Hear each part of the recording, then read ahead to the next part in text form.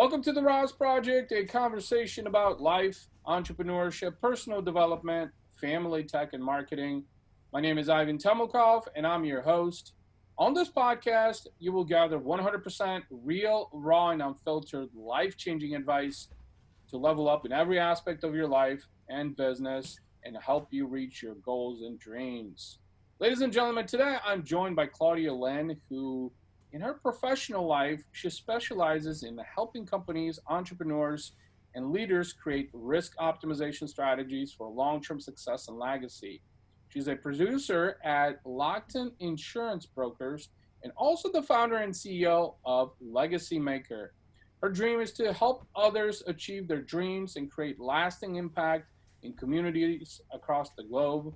She's deeply compassionate, retrospective, and a generous spirited person, a proud mom of three sons, and a first generation immigrant from Taiwan. In the last 20 years, she has worked to help families and companies mitigate risks in many areas.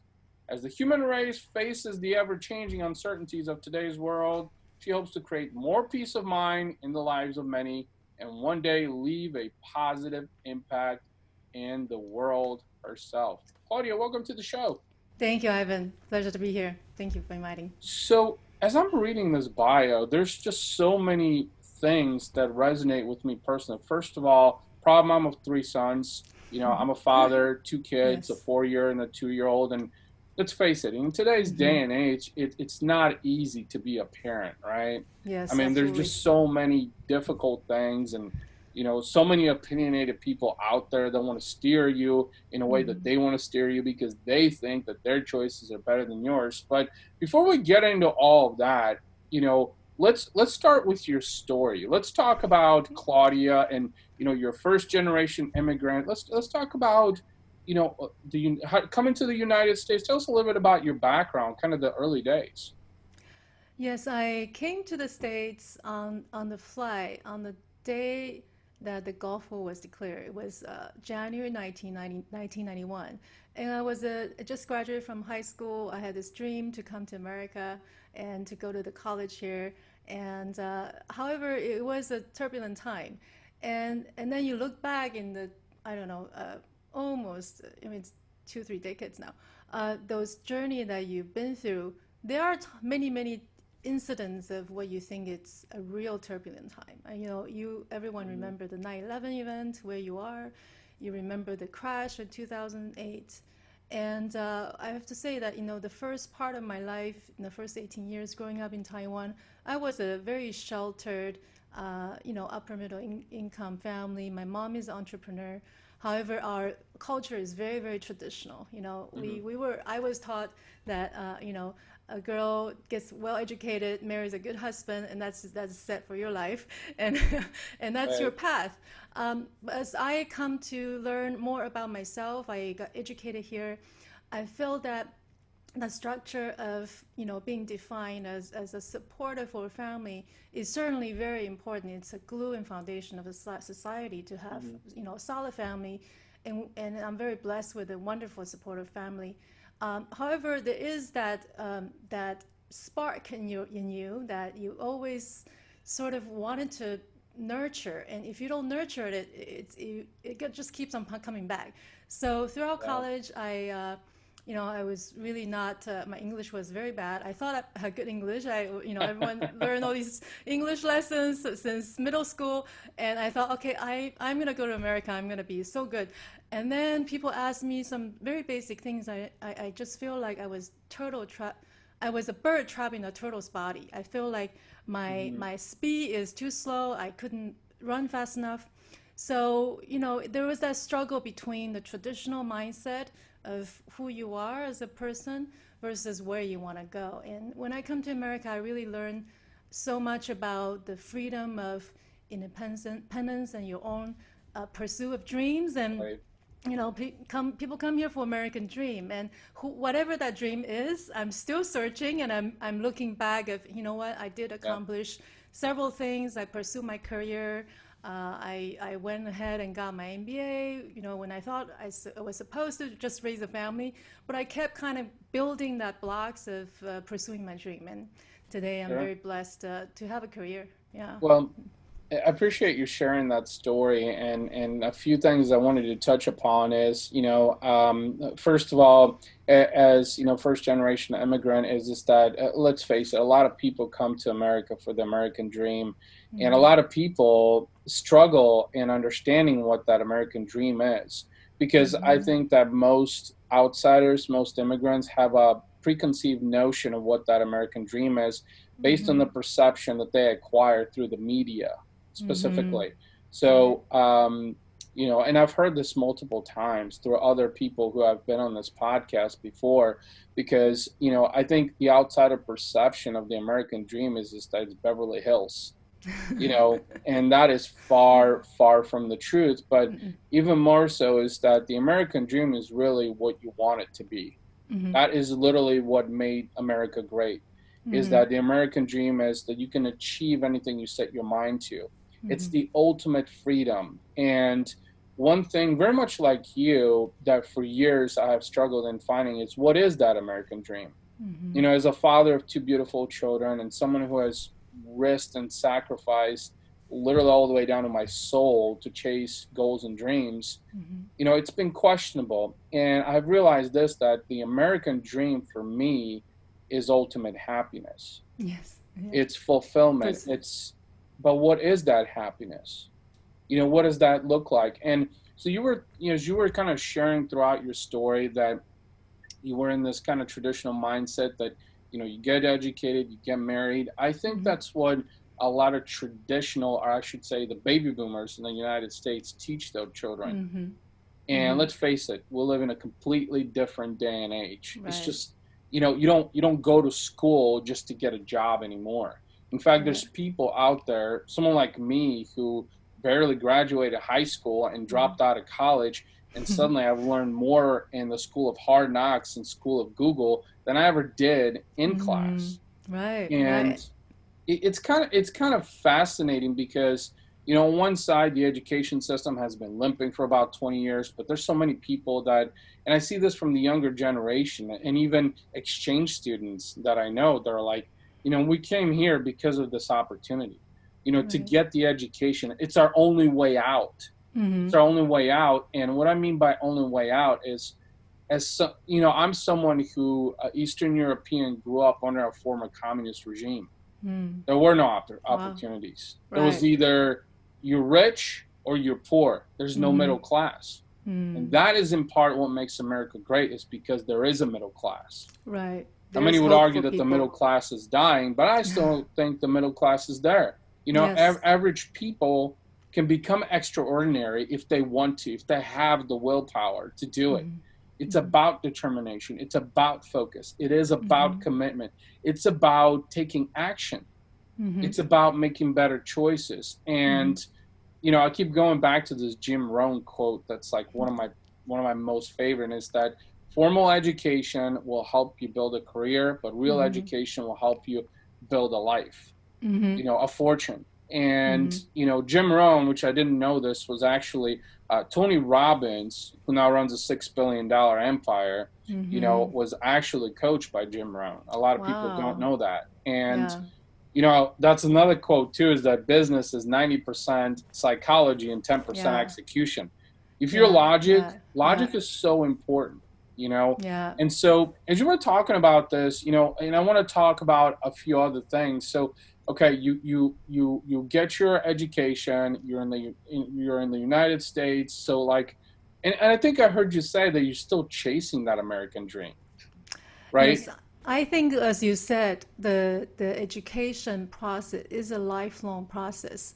Hmm. You in the beginning in the traditional school, you learn certain skill set, but as you grow, you really know that the only skill you need is the learning how to learn.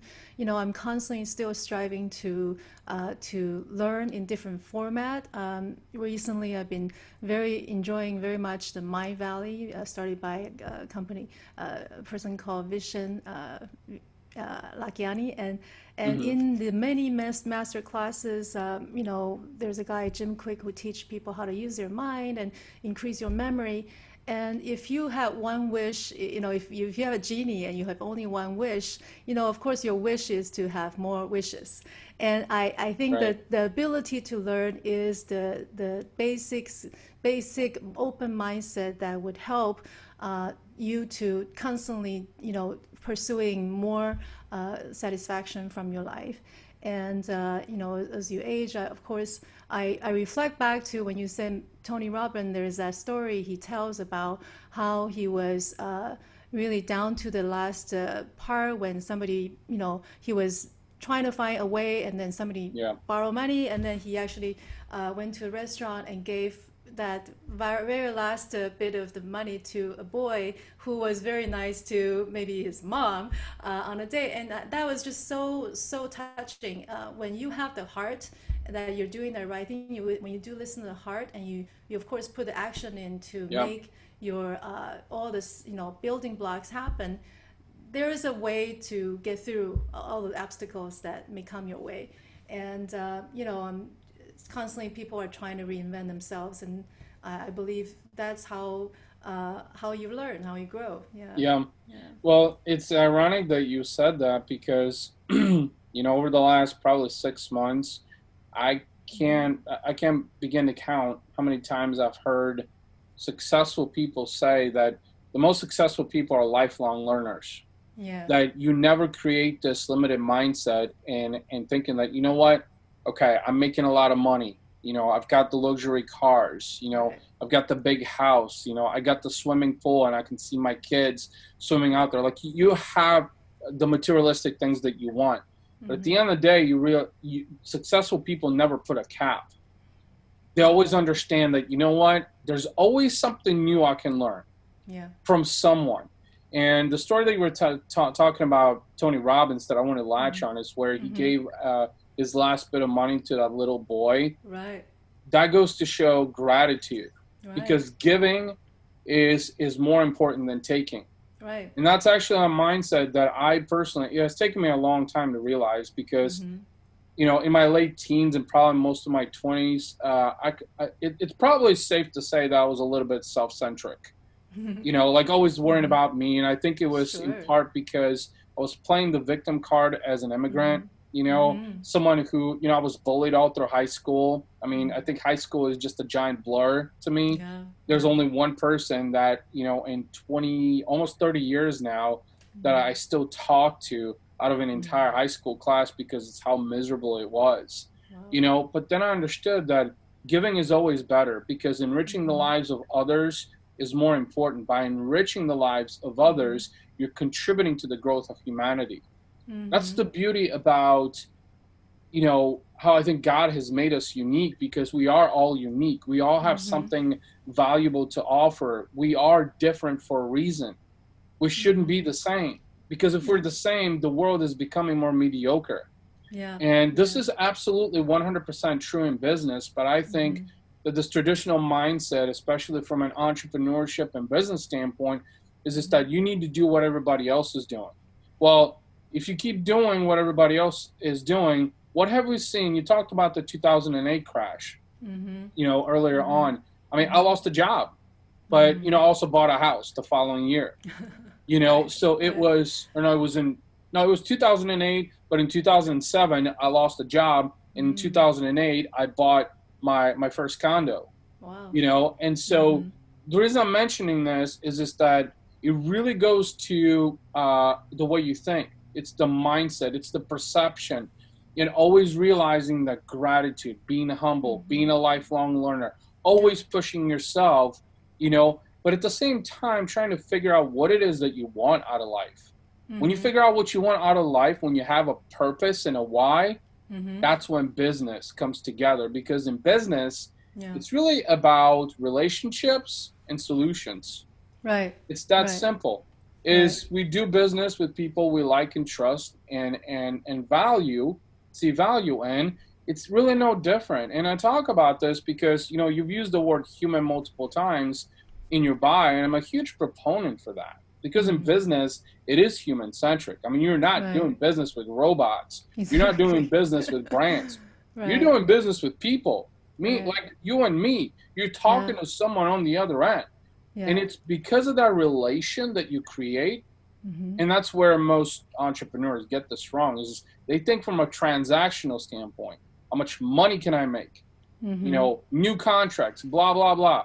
No, Mm-hmm. think relational, Right. interest based, Mm-hmm. like, for example, the type of people I do business with are, they're family oriented. They have Mm-hmm. kids, Mm-hmm. they're cyclists. I've been a cyclist for 7 years, they're crazy like me doing, 30 days of a carnivore diet now, like, Wow. it's those kinds of people. And the more I realize is that, okay, if I surround myself Mm-hmm. with people that are like-minded, have huge aspirations to succeed, Mm-hmm. then I'm far more likely to succeed. As you Right. know, positive people hang around with Mm-hmm. positive people. Right. Negative people hang around with negative people. You'll Mm-hmm. never see the two blend because they have nothing in common. Positive Different people are energy. always pushing, Yeah. aspiring. What can I do Yeah. next? How can Right. I learn? Who can Yeah. I meet? And Yeah. negative people are like, nah, I don't got time for this. This isn't going to work. Mm-hmm. It's that Mm-hmm. skepticism that settles in. Right. Couple of things I wanted to kind of shift towards is because there's a lot of unique things about your story. Mm. And I know before we hit record, we kind of had a brief convo around, like, okay, how much do I share? Right. And honestly, I think you have a beautiful story, Thank you. and I will tell you this because and for a long time, people didn't know that I was an Eastern European, Mm. because I was 14 years old when I immigrated here. That was 26 years ago. And Mm. I don't really even have an accent Mm. because I Yeah. have developed into the Western culture so Right. much that I embraced it as my own. Mm. That's You know what great. I mean? That's And great. here and there, once in a while, someone might catch a word that I spit out and mispronounce, but jargon, so to speak. Mm-hmm. But Mm-hmm. for the most part, I'm just like everybody else, right? Right. So Right. that's the beauty, that's the uniqueness and the authenticity, that you have that cultural background. Mm-hmm. You had that experience to say, you know what? The United States of America almost feels like a picnic, because try living abroad Right. for just a Exactly. week Yeah. and see about opportunities. Oh yeah, they don't exist. So suddenly you become Mm-hmm. a lot more appreciative. And Mm-hmm. I had some conversations recently, like the fact that you can just drive down to McDonald's and pick up some fast food. People in Eastern European can't even do that. They gotta walk Mm. their asses down to McDonald's. You Oh know? yeah, living in different countries. I grew up in Taiwan and I've lived here, you know, I don't want to say how many years, but many, many years, Southern California mostly. Mm-hmm. And then in the last, from end of 16 to end of 19, about almost 3 years, I was going back and forth between Shanghai and the United States, and then travel different cities in the States and within China and Hong Kong. And no matter where I go, I just keep wanting to come home. Home meaning, US, any part of Mm-hmm. US. Just the feeling that, I would joke with my friends saying, I would go to this beautiful, amazing metropolis city. Shanghai was filled with so many amazing entrepreneurs from all over the world, so many talented people. The buildings, the streets, everything is so vibrant. But when you come back to LAX, now LAX is not a very fun place to be. But when I come and land in LAX and at arrival, I feel like I'm finally able to relax. Why? Because I feel like no one's watching me, or I feel the sense that there is safety here. Even though LA is not the safest place at some point, at certain pockets, Right. somehow like this country gives you the feeling like there is law, there is enforcement, and you can Right. complain all day long about how bad the system is and everything, but you know what? Go to China or go to Yeah. some parts of the world, you are never gonna feel as much of belonging as this country offers you. And I really No. am very, very grateful to be here. I see that people Yeah. are passionate about, wanting to make this country even better, which is great, because without any, challenge, you cannot progress. And so that's Right. how human race does evolve. But compared to the other places, we have so much to be thankful for. Even the water Yeah. we drink, the air we breathe is so much better than some of the richer countries. China is actually going to overtake U.S. in terms of GDP soon. Their Yeah. stock market is actually eclipsing us. Given the COVID is still happening, Right.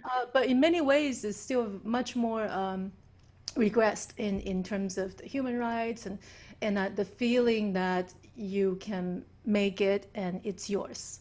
And so I Yeah. talk to so many billionaires who are, they have all the money in the world but they don't feel safe. They don't feel like Right. what they've earned is theirs. They feel like, there's always a bigger brother who is going to dictate how they're going to live their life. And here, Right. you can just be yourself, which is such a treasure, and we do need It to be really grateful is. for that. Yeah. It Yeah. really is. And before this train of thought slips my brain, as you were elaborating upon this, is just that I think it's important to notate that home is where you make it. Right. Home is, I'm going to be honest with you, home is here for me. Home is Mm-hmm. this is where my family is. This is where I'm going to see Right. my children grow up. This is Mm-hmm. where I invested 26 years of my life. Right. It's the second half, over the second half of my life. Right. And the way I see it is, being a Bulgarian, having dual citizenship is great Mm-hmm. because one day Mm-hmm. I do want to show my children and say, you know what, this is where your father grew up. Mm-hmm. This is what I came from. Right. Nothing, because only then they're gonna start. I mean, that literally rewires you. Right. Literally rewires, especially with children, because they start to realize what they have. Mm-hmm. Literally, and Mm-hmm. they start thinking, you know what? Dad can give me chicken nuggets from McDonald's. Here I can't, even if I wanted to. Oh, Uh-huh. and Dad, used to spend summers in a small village of 500 people, Mm-hmm. and wait in line in that bakery that's probably still standing there, only to Mm-hmm. run out of bread at 6 o'clock in the morning at the age of 7. Wow. Wow. Yeah. Like, these Yeah. are the things that Yeah. our We kids, take I for think, need granted. to see to Mm-hmm. develop that appreciation. So that's why I'm telling you that you have a very powerful and rich story that makes you a lot more authentic and interesting than Mm-hmm. everybody else. And home is where it's at. I mean, this is Right. my home. I'm an Mm-hmm. American citizen, but you know what? What most people fail to realize is that the land of the free was comprised of misfits, Mm-hmm. Exactly. people that flocked from all over the world Yes. Yes. because they wanted the opportunity Mm-hmm. to start something new, to build a Right. country of their own. And guess Right. what? With COVID and politics and news and media and all the other bullshit that's going on, Mm-hmm. all of that is at the bottom of the barrel right now. Mm-hmm. Mm-hmm. But you pointed out one thing that you can be in the United States of America is yourself. Mm-hmm. Yeah. And Yeah. even though it might It's feel like amazing. you're judged, you're still being yourself. You know Right. what? In a third world country, you'll get shot or thrown in Right. jail Right. Right. for being yourself, for Right. your Right. beliefs, for your Right. morals, for your So values. yeah, you're able to go to, wherever you if you are spiritual, you can go to church, you can go to temple, Mm-hmm. you can go to, your mosque. Everything is available to you. It's not that way in other countries. Maybe are some, but I just feel really like right now, I just feel that the world is getting more interconnected, Yep. and I am happy where I am with all the problem it has, because I Yeah. came from Asia. And of course, I miss that culture and gives me the foundation of hard work because I see my mom owning businesses. Yeah. And she's very much a traditional woman. My dad never cooks. She doesn't even know where chopsticks are. But at the same time, my mom is doing all the business and she's bringing the income. And she's like Right. probably overachiever. And probably that's why I put a lot on myself. But Mm-hmm. I feel that I am okay with hard work. Einstein said it's success is 1% genius and 99% the perspiration. So, I feel that Yeah. every testimony I've heard, even from Bill Gates saying that he has a book list, and then one of the last summer reading lists was Bob Iger's, The Ride of a Lifetime from Yeah. the Disney. and he is talking about another CEO being successful. So there's all this constant interchange of ideas, Right. and what's beautiful about today is that those resources and are available to you. Like your podcast of these wonderful insights from people are available as long as you're able to tap into those sources, and Right. it is really a world where people are definitely able to transform if they are willing to Yeah, put in the effort. absolutely. Yeah. One thing I wanted to mention on that, because I want to read off a sentence here that I want you to expand upon, because Mm-hmm. it's really important. And the one thing that I want to say to this last segment that you mentioned is that there's no shortcut to success and happiness. Mm-hmm. Hard work Right. is the only way. Hard fucking work with a lot of time, a Yep. lot of patience, and a lot of resilience. Mm-hmm. Very much Mm-hmm. like you, I've seen a father over 20 years build a successful business with Mm-hmm. two bare hands, because he never gave up. Mm-hmm. Right. Now, where I want to shift this to, because and why I wanted you to talk about this. So there's a sentence that you had included in your in an area that you wanted to discuss, and that is, I believe women are faced with unique challenges in the world, but no matter if one chooses to remain a full-time mom, domestic goddess, or an independent career woman, everyone has a path that is right for her. Here's why Right. I'm bringing this up. Women are probably, well, not probably, the most sophisticated creatures there is in the universe. It's just been scientifically proven. And I'm women glad you are said far more that. capable than men. They really are. They Mm-hmm. really are, because, for one, they're a lot more patient than Mm-hmm. men, who are, most men are very egocentric, because it's all about that testosterone of trying to get your own way and being so assertive about it.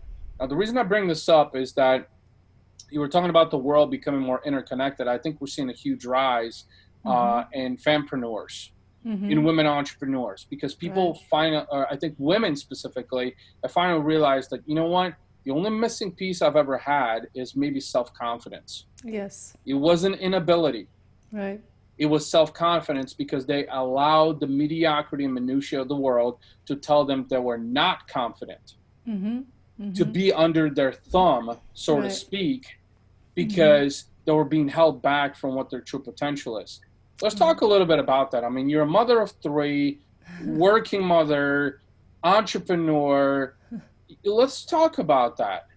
Yeah, so I loved Sheryl Sandberg's book Lean In. She did give me a lot of insights of why women tend to want to be liked and be part of Mm-hmm. social quota. Being liked is not to stand out, not to be too vocal, or not to try to get that position other people are competing for, or advocating for yourself. I'm very, very, my nature is very, Mm-hmm. very good at connecting and helping others.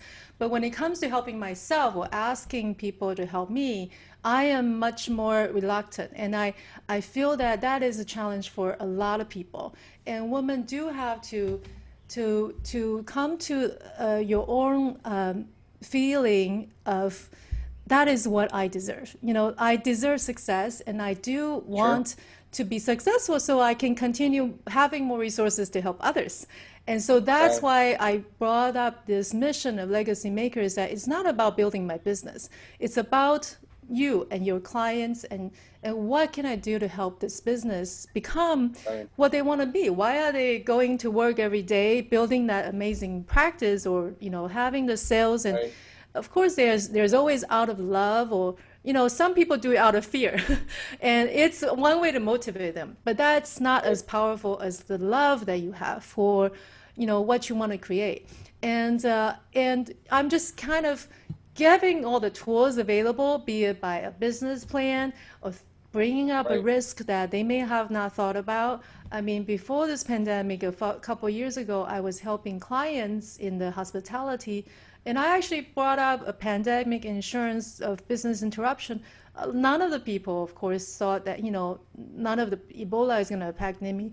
A Right. lot of things don't come to the picture until it happens. And my job is to bring up all those issues so that if disaster crisis does happen, they have a backup. They can turn that into capital, and they can Sure. keep on surviving if God forbid something happened to them, they are able to leave those legacies and give Right. back and making sure their family, the loved ones are okay. And so I feel like with that mission, when I get myself out of the way and just my ego aside, and lose interest of just doing it for the money, then it's very easy to ask, because Yeah. my purpose and mission is to help you realize your dream. And I think that's how you have to tap into the why of not just your own mission, but also Yeah. whoever you're helping, be a client. If you're selling, for example, a product that is really really great, say if it's a animal style diet and you have this great plan to Yeah. help people, Yeah. you have to first ask why are they doing that. I mean, it's not just the logic in the brain of thinking about why, but it's really it has to be, it's emotional. It's, people Yeah. buy because Yeah. they want to. It's a desire. It's not just a logical sense of calculation. That's after you already have the desire. Then all the numbers and the pricing has to match, and it has to make sense. It's not the other way around. Yeah. So So, uh, I mean, spot on that. That's all I can say. Spot on, literally.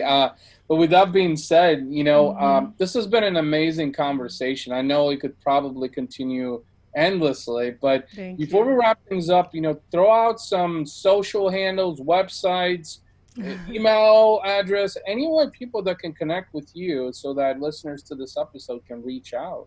Thank you so much. My LinkedIn profile is Claudia Lin 2020.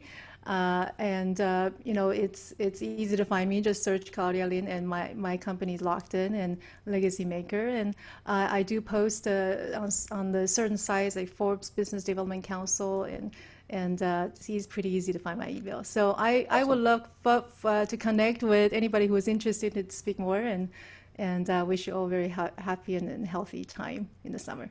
Thank you so much, Claudia. This Thank was an you. absolute pleasure. Thank you, Ivan.